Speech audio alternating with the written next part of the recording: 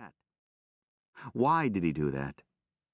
If she really mattered to him, wouldn't he wait until he got her agreement? But, being honest with herself, Avery had to admit that went both ways. If he mattered to her, why make him wait? After the year she'd had, she deserved some fun.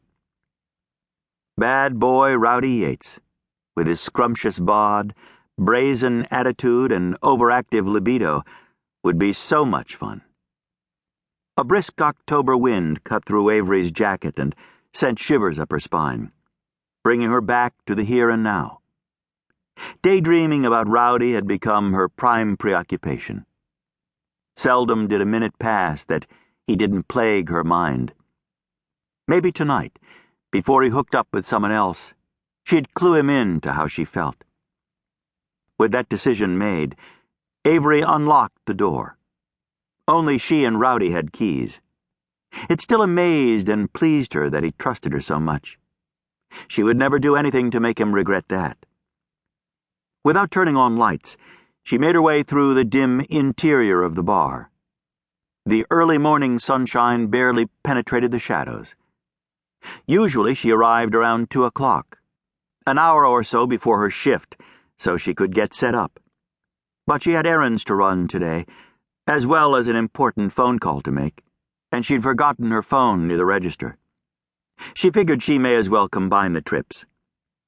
After locating her cell phone behind the bar, right where she'd left it, she started to leave.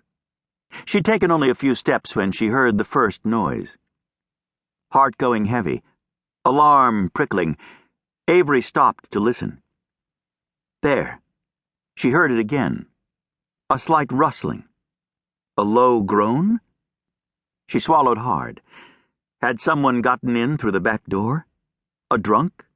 A vagrant? A robber? Or worse? No, she shook her head, denying that possibility. No one from her past would ever think to look for her here.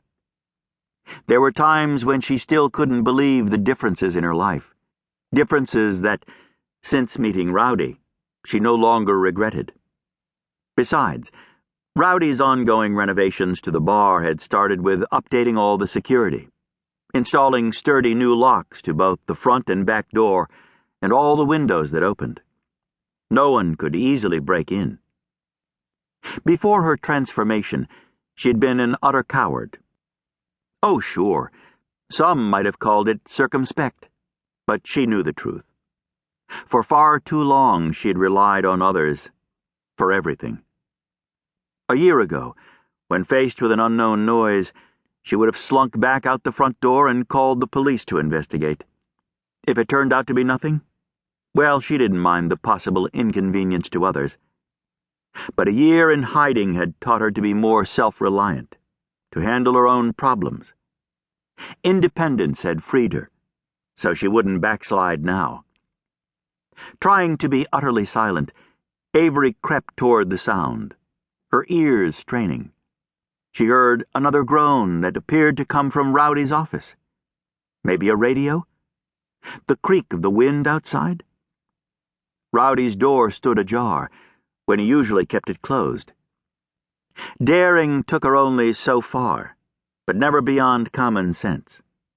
Just in case someone had found a way in, Avery pushed 911 on her cell and put her thumb on the call button. Inching along the wall, she held her breath until she stood right beside the door. Yeah, that's it. Recognizing Rowdy's rough, whispered voice, Avery relaxed. Thinking he spoke on the phone, probably to one of his lady friends, she rolled her eyes, stepped around the doorframe, and her stomach did a freefall.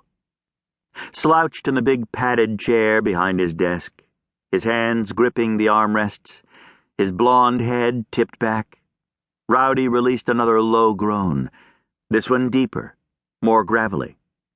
Avery saw him in profile, the large desk hiding most of his lower body, but not the top of the woman's head moving over him, precisely in the general area of his lap. Good God! She knew what they were doing. Even an idiot wouldn't misunderstand. Jealousy?